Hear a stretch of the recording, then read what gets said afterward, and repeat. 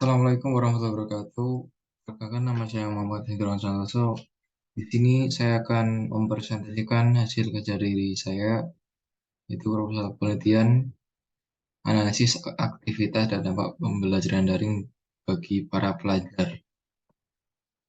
Tugas ini disusun untuk memenuhi tugas mata kuliah Bahasa Indonesia yang diampu oleh Bapak Muhammad Rizky Ramadan, Sarjana Pendidikan, Magister Pendidikan.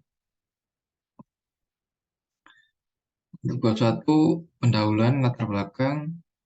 Pandemi COVID adalah salah satu peristiwa yang memberi dampak luar biasa, tidak hanya di Indonesia namun di seluruh dunia. Adanya pandemi ini menyebabkan kegiatan pembelajaran harus dilaksanakan dengan jarak jauh, disebut dengan daring atau online. Hal tersebut dilakukan supaya tidak terjadi penambahan kasus terkait orang yang terinfeksi virus corona.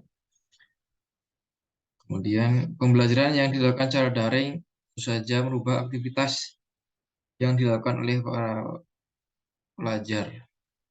Tidak seperti sebelumnya atau sebelum adanya pembelajaran daring. Aktivitas yang dilakukan sebagian besar para pelajar Indonesia adalah hanya sekolah atau belajar saja. Namun adanya pembelajaran daring tentu saja para pelajar bisa melakukan sebuah aktivitas yang ia lakukan selain bersekolah.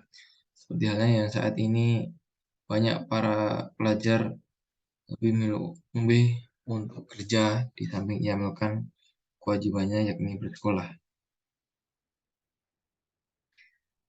Pembelajaran daring juga membuat interaksi dengan dosen maupun guru menjadi dinamis atau tidak seperti biasanya ketika bertemu di kelas secara tatap muka, karena dengan pembelajaran daring mereka yang biasanya malu berbicara di dalam kelas secara tatap muka, ia bisa berinteraksi dan saling berbagi opini dengan daring.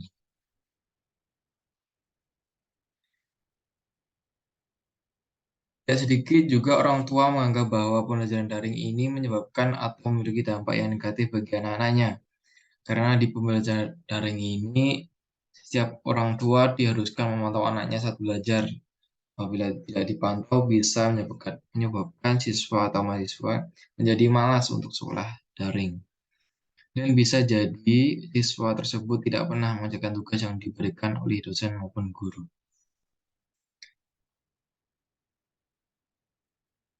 Yang menjadi faktor kemalasan belajar para siswa adalah kuota yang terbatas atau jaringan yang susah di daerah di mana ia tinggal.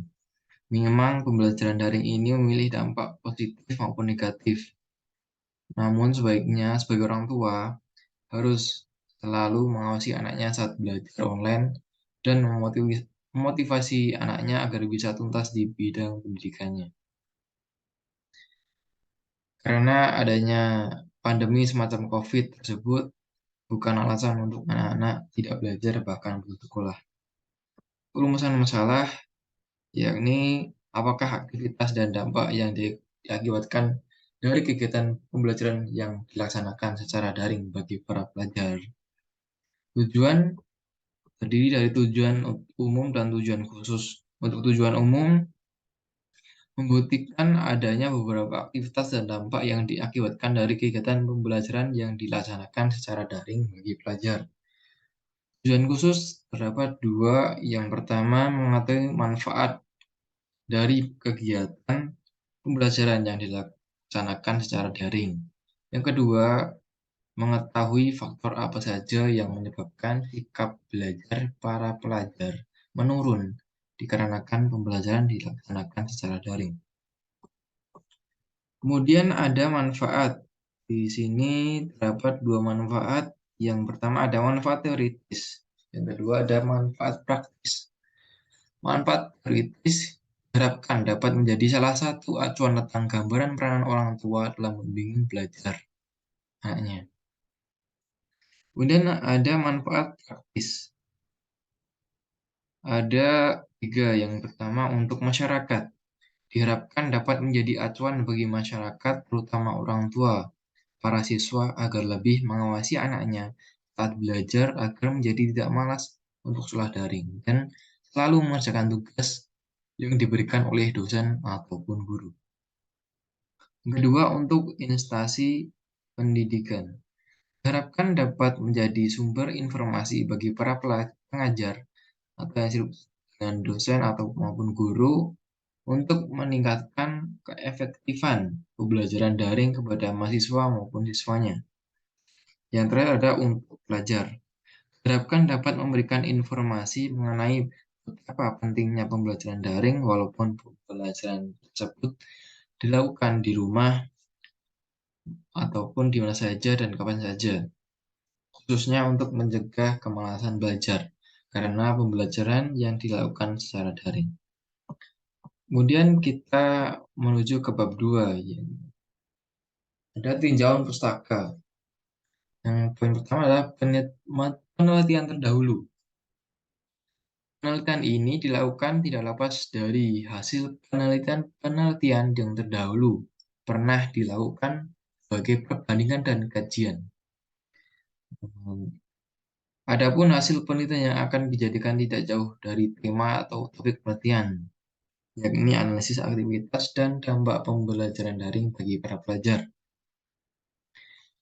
Berdasarkan hasil penelitian yang sudah pernah dilakukan Rahman tahun 2020 berjudul Analisis Aktivitas Belajar Daring Mahasiswa pada Pandemi COVID-19, menemukan sebuah hasil atau kesimpulan bahwa pelaksanaan aktivitas belajar yang dilaksanakan secara daring oleh mahasiswa FTK UIN Sunan Gunung Jati, Bandung berjalan dengan cukup baik. Hal tersebut mendasari bahwa pelaksanaan aktivitas belajar daring mahasiswa berjalan cukup baik dan dalam pelaksanaannya. Dengan demikian dapat disimpulkan dari aktivitas belajar daring yang diantaranya seperti belajar literasi akan teknologi pembelajaran daring, aktivitas komunikasi interpersonal, aktivitas berkolaborasi, dan kemandirian belajar mandiri bisa disimpulkan rata-rata berjalan cukup baik. Kemudian persamaan penelitian yang dilakukan oleh Rahman dengan penelitian yang penulis lakukan, yakni sama-sama menganalisis aktivitas para pelajar. Perbedaan penelitian yang dilakukan oleh Rahman dengan penelitian yang penulis lakukan ialah jika Rahman menganalisis aktivitas mahasiswa FTK UIN Sunan Gunung Jati Bandung, sementara itu penulis menganalisis aktivitas dan dampak pembelajaran daring bagi para pelajar pada umumnya. Penelitian yang dilakukan oleh Rahman hanya terfokus dengan mahasiswa, namun penelitian yang dilakukan oleh penulis fokus pada para pelajar ataupun pengajar, yakni mencakup anak SD, SMP, SMA, dan mahasiswa dan para pengajarnya. Kemudian ada kajian teori, hakikat aktivitas. Aktivitas adalah sebuah keaktifan siswa di dalam kegiatan pembelajaran yang akan menjadikan interaksi baik antara guru dengan siswa ataupun siswa itu sendiri. Karena setiap siswa bisa memasukkan keahliannya secara maksimal. Aktivitas yang muncul dari siswa akan menjadikan tercipta pengetahuan. Priyono tahun 2005, aktivitas merupakan semua kegiatan yang dilakukan baik dengan jasmani maupun rohani. Aktivitas siswa selama proses belajar mengajar adalah salah satu faktor adanya keinginan siswa untuk belajar. Kemudian ada Rohman 2005, aktivitas adalah suatu kegiatan yang dilakukan guna membuahkan perubahan pengetahuan, nilai-nilai sikap, dan keterampilan pada siswa sebagai latihan yang dilakukan dengan sengaja. Kemudian ada jenis-jenis dari aktivitas antara lain aktivitas visual, yakni semua kegiatan yang berkaitan dengan siswa saat sedang melakukan penglihatan, pengamatan, maupun memperhatikan segala hal. Kemudian ada aktivitas oral, yakni aktivitas yang berkaitan dengan keterampilan siswa. Kemudian ada aktivitas mendengar, yakni seperti halnya mendengarkan sebuah uraian, komunikasi, musik, dan lain sebagainya. Berikutnya ada aktivitas menulis, yakni seperti menulis cerpen, laporan, karangan, dan lain sebagainya. Kemudian aktivitas motor, yakni semua kemampuan atau keterampilan jasmani siswa guna mengutarakan talenta yang ia punya. Kemudian ada aktivitas menggambar, yakni seperti menggambar, membuat peta, grafik, pola, dan lain-lain. Kemudian ada aktivitas mental, yakni memecahkan persoalan, menganalisis sesuatu, melihat hubungan, serta mengambil sebuah keputusan. Kemudian yang terakhir ada aktivitas emosional, seperti merasa bosan, senang, berani, gugup, dan lain sebagainya. Kemudian ada contoh aktivitas yang pertama, membaca buku, makan di kantin, mengikuti ekstrakurikuler, mendengarkan video pembelajaran, kemudian tidur, kemudian terakhir ada olahraga. Yang kedua ada pembelajaran daring. Pembelajaran adalah bantuan yang disampaikan pendidik supaya bisa terjadi tahap pendapatan ilmu dan pengetahuan.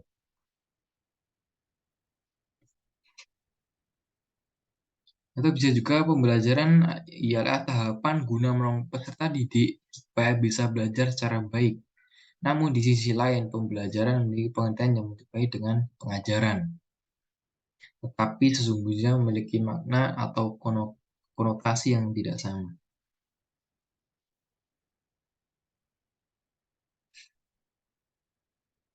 Ugandi 2000, pembelajaran adalah suatu kegiatan yang dilakukan secara sadar dan sengaja dan bisa membantu siswa memperoleh berbagai pengalaman dan dengan pengalaman itu, tingkah laku yang dimaksud meliputi pengetahuan, keterampilan, nilai atau norma yang berfungsi sebagai pengendali sikap dan perilaku siswa. Kemudian ada jenis-jenis pembelajaran. Yang pertama ada metode ceramah, yakni metode atau pembelajaran yang berfokus pada pendidik. Di dalam metode ini semua peserta didik duduk dengan tenang dan mendengarkan semua apa yang dilakukan oleh para pengajar atau pendidik. Yang kedua ada metode diskusi. Di dalam metode ini atau cara ini para peserta didik akan saling bertukar gagasan satu sama lain guna memecahkan suatu masalah yang diberikan oleh pendidik. Yang ketiga ada metode eksperimen. Di dalam metode atau cara ini, para peserta didik merasakan belajar dengan melakukan praktik secara langsung. Kemudian ada metode kerja kelompok. Cara ini biasanya sangat sering digunakan di sekolah ataupun berbagai kampus agar yang guna memahami sebuah materi dan menyelesaikan tugas secara bersama atau berkelompok. Jadi tidak individu. Bisa mendapatkan persepsi dari berbagai anggota yang nantinya bisa diputuskan bersama. Kemudian ada metode resitasi. Di dalam metode ini, pendidik mewajibkan peserta didik membuat resum materi yang sudah diajarkan. Kemudian ada metode model. Di dalam cara atau metode ini, pendidik wajib menyampaikan kepada peserta didik bagaimana ia menggunakan sesuatu dengan baik. Yang terakhir ada metode tanya jawab. Di dalam metode ini, pendidik akan memberi pertanyaan kepada peserta didik dan kemudian mereka atau para pendidik pada para siswa bisa menjawabnya. Yang ketiga ada daring. Istilah daring berasal dari dua kata, yakni dalam dan jaringan. Isman 2016, pembelajaran daring adalah sebuah proses pembelajaran yang memanfaatkan jaringan internet saat pelaksanaannya. Kemudian ada pembelajaran daring bisa diartikan sebagai pendidikan formal yang dilakukan oleh sekolah yang peserta didik dan para pendidiknya terdapat di wilayah terpisah yang membutuhkan cara telekomunikasi saling aktif yang berperan sebagai alat penghubung antar keduanya. Kemudian ada hakikat pembelajaran daring. Yang pertama, Sumunar tahun 2018 berpendapat bahwa pembelajaran daring ialah tahap transformasi pendidikan tradisional ke dalam wujud digital hingga mempunyai tantangan dan peluang tersendiri. Kemudian ada Mulyasa 2013 memberikan pendapat pembelajaran daring pada dasarnya adalah pembelajaran yang dilaksanakan secara virtual yang tersedia. Walaupun pembelajaran daring harus tetap memperhatikan kompetensi yang diajarkan. Kemudian yang ketiga ada Syarifuddin 2020 menyatakan bahwa pembelajaran daring merupakan wujud pembelajaran yang dapat menjadikan siswa mandiri, tidak bergantung pada orang lain. Yasman 2016 menyatakan bahwa pembelajaran daring adalah pemanfaatan jaringan internet dalam proses pembelajaran. Dan ada Bill Fakih 2015 menyatakan bahwa pembelajaran daring adalah pelaksanaan pembelajaran yang dilakukan dalam jaringan supaya mencakup tujuan yang luas.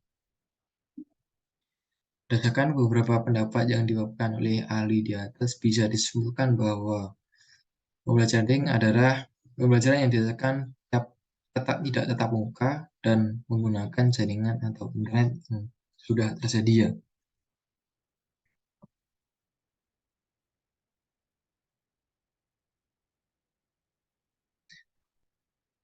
Di sini Bill Fakih juga menyatakan manfaat dari pelaksanaan pembelajaran daring yang utama meningkatkan kualitas pendidikan, meningkatkan keterjangkauan pendidikan, menekan biaya pelaksanaan pendidikan.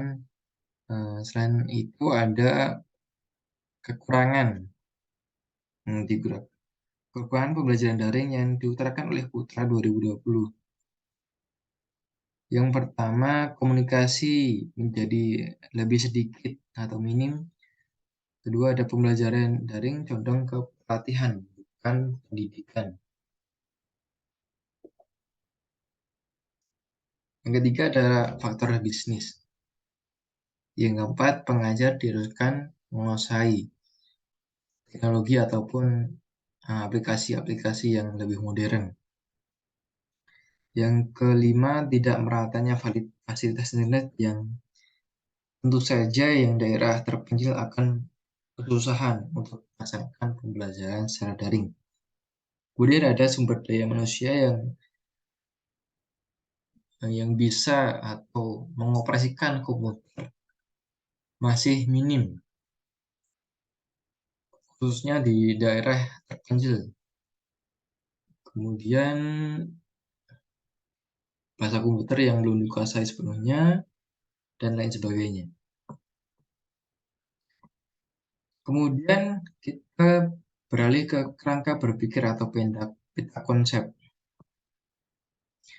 Analisis menurut KBBI adalah penyelidikan terhadap suatu peristiwa atau karangan perbuatan dan sebagainya untuk mengetahui keadaan yang sebenarnya.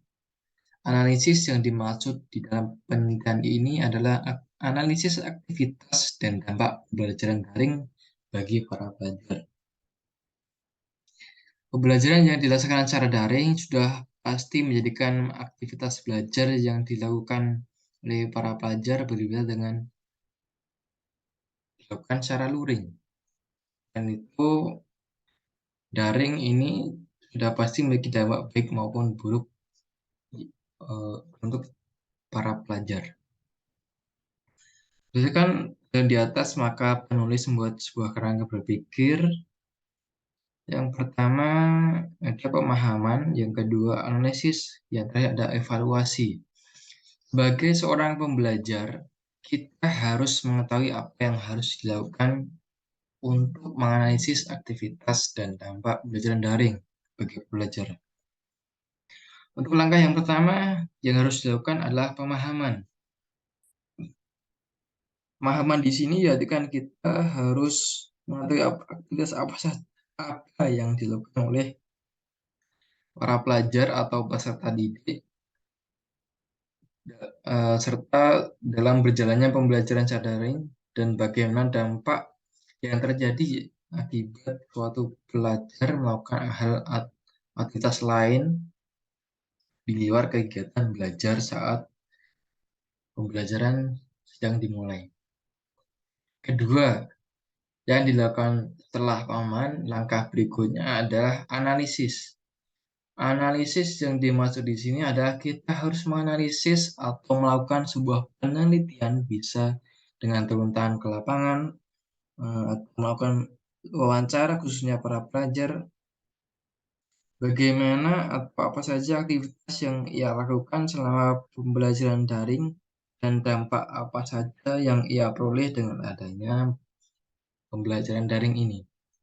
Selain dengan langsung turun ke lapangan, kita juga bisa melakukan analisis ini dengan menyebarkan kuesioner. Setelah melakukan analisis, pastinya akan mendapatkan hasilnya. Nah, dengan hasil yang terperoleh, tentu saja kita akan melakukan evaluasi. Apakah yang kita lakukan sudah melakukan hasil sesuai atau belum? Kalau belum, kita akan analisis ulang sampai kita mendapatkan hasil yang sesuai. Kemudian kita menuju bab 3, metode penelitian. Yang pertama, tempat dan waktu penelitian. Penelitian ini dilakukan tidak adanya pembatasan khususnya terhadap tempat dan waktu. Melalui analisis para pelajar menggunakan wawancara dan menggunakan kuesioner yang bersifat kualitatif.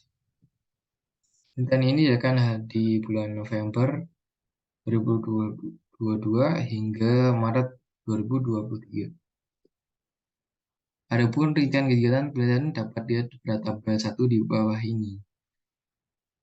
Pengajuan judul November 2022, pengajuan proposal di Desember tahun 2022, pengumpulan data Desember tahun 2022 dan Januari 2023. Kemudian ada analisis data di Januari 2023 dan Februari 2023. Kemudian yang terakhir ada penulisan laporan yang dilaksanakan pada Februari tahun 2023 dan Maret 2023.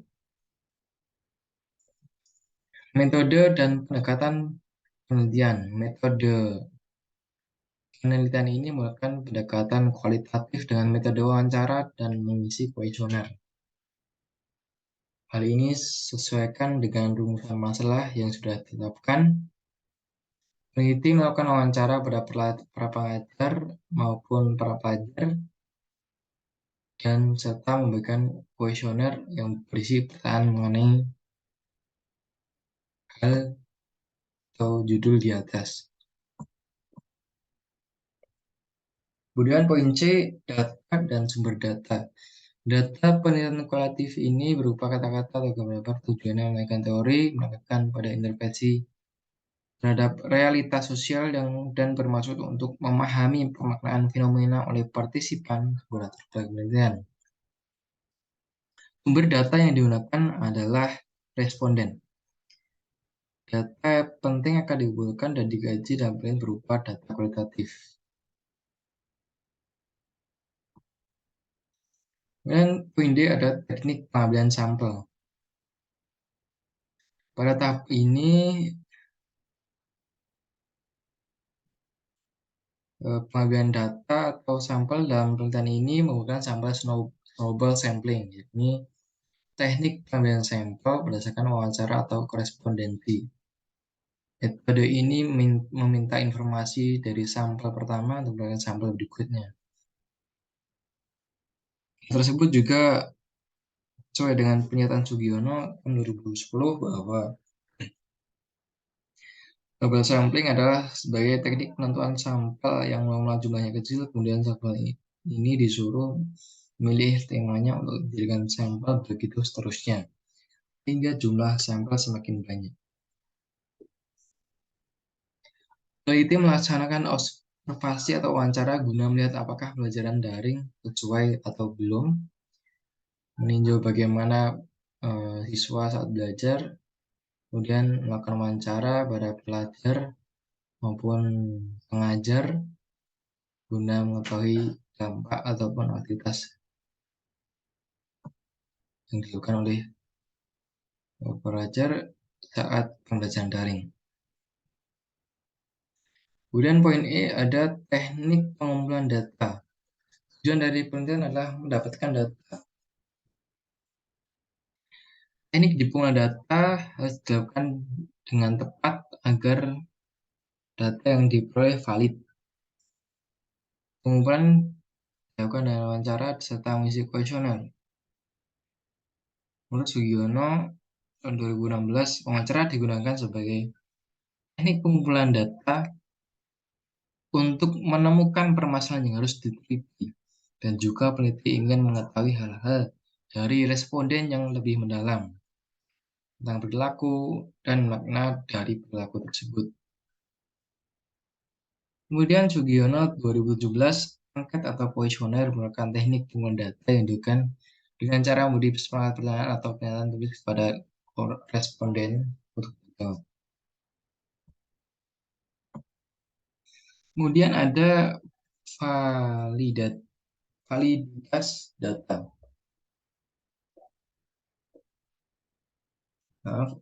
Uji validitas data. Validitas dan keabsahan data adalah kebenaran dalam tahap penelitian. Hal ini supaya dapat bisa dipertanggungjawabkan dengan ilmiah dan bisa menjadikan patokan dalam pengambilan keputusan. Agar menjamin keabsahan data, peneliti menggunakan teknik triangulasi yang biasanya digunakan di dalam penelitian yang memiliki hasil kualitatif. Wijaya tahun 2018, triangulasi data merupakan teknik pengecekan data dari berbagai sumber dengan berbagai cara dan waktu. Penelitian ini menggunakan triangulasi teori dilakukan ketika tahap analisis data yang terjadi, yakni menggunakan jawaban yang relevan. Contoh terdapat beberapa responden yang jawab sama bahwa daring menyebabkan pelajar malas. Maka dari beberapa responden tersebut bisa kita dapatkan pandangan yang lebih lengkap, karena tentu saja pernyataan responden tersebut memiliki alasan masing-masing ataupun beda-beda yang menyebabkan para pelajar menjadi malas belajar. Kemudian hasil dari analisis data tersebut bisa diambil kesimpulan dengan hasil yang lebih sempurna dan tentu saja bisa diterima kebenarannya. Kemudian ada poin G, teknik analisis data. Teknik analisis data adalah proses memilih data, menyusun data secara sistematis data yang diperoleh dari hasil wawancara, catatan lapangan, dan dokumentasi dengan cara mengorganisasikan data ke kategori, menjabarkan ke dalam unit-unit, melakukan sintesis, menyusun dalam pola, memilih mana yang penting dan yang akan dipelajari, dan membuat kesimpulan sehingga mudah dipahami oleh diri sendiri maupun orang lain. Yono 2010.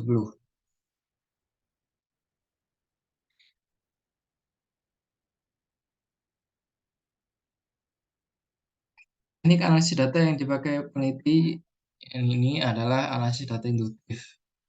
Analisis mengalir yang reduksi data, penyajian data, dan terhadap pengambilan kesimpulan. Reduksi data. Mereduksi data artinya meringkas atau merangkum yang fokus pada hal-hal penting saja. Kemudian peneliti menyerahkan hasil pengumpulan data mengenai analisis aktivitas daring pada belajar. Peneliti juga mencatat data yang didapatkan dari hasil wawancara, dan kemudian data tersebut dideduksi menjadi pokok temuan dengan rumusan yang singkat. Kemudian ada penyajian data.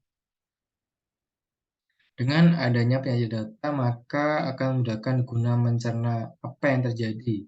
Perancang kerja kemudian berdasarkan apa yang sudah dipelajari. Dalam pada ini, segmen-segmen hasil reduksi data merupakan mengenai analisis aktivitas dan dampak pembelajaran daring bagi para pelajar. Kesimpulan dalam penelitian kualitatif adalah menemukan hal yang baru sebelumnya atau yang sebelumnya belum ada. Yang terakhir ada pengambilan kesimpulan. Temuan baru yang sebelumnya belum ada bisa berupa deskripsi yang masih belum jelas sehingga tadi menjadi jelas, bisa hubungan interaktif, hipotesis ataupun teori. Pengambilan kesimpulan dilakukan berdasarkan seluruh hal yang ada di reduksi data dan penyajian data. Kemudian data dipilih dan dianalisis, data yang diperoleh kemudian diambil sebuah kesimpulan. Dan berikut ini model interaktif menurut Miles and Huberman.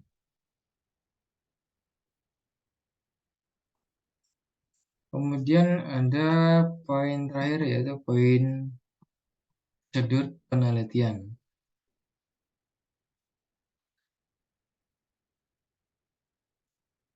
Hasil penelitian adalah rangkaian proses demi proses aktivitas kegiatan penelitian dari awal hingga akhir. Inilah garis besarnya. Yang pertama, tahap persiapan. Mencakup penyusunan proposal penelitian. Tujuan penyusunan proposal ini guna merancang rencana penelitian global dari keseluruhan penelitian. Maka penelitian bisa dikendalikan. Juga bisa memberikan gambaran atau pula secara singkat mengenai tujuan penelitian yang dilakukan peneliti kepada pembaca. Kemudian yang kedua ada tahap pelaksanaan, mencakup pembahasan yang dilakukan mendalam yang menuju pada tujuan yang digapai, pengumpulan data dan analisis data. Aktivitas yang dilaksanakan pada tahap ini adalah pengumpulan data dari berbagai narasumber maupun respondensi mengenai aktivitas dan dampak pembelajaran daring bagi para pelajar. Data yang sudah terkumpul dan dianalisis, kemudian lakukan sintesis dengan triangulasi teori. Yang terakhir ada tahap penyusunan laporan, mencakup konsultasi dengan pembimbing, melaksanakan revisi, dan melakukan atau menambah laporan. Dan inilah gambar dari prosedur kegiatan penelitian. Pertama ada persiapan, yang kedua ada pelaksanaan penelitian, dan yang terakhir adalah penyusunan laporan.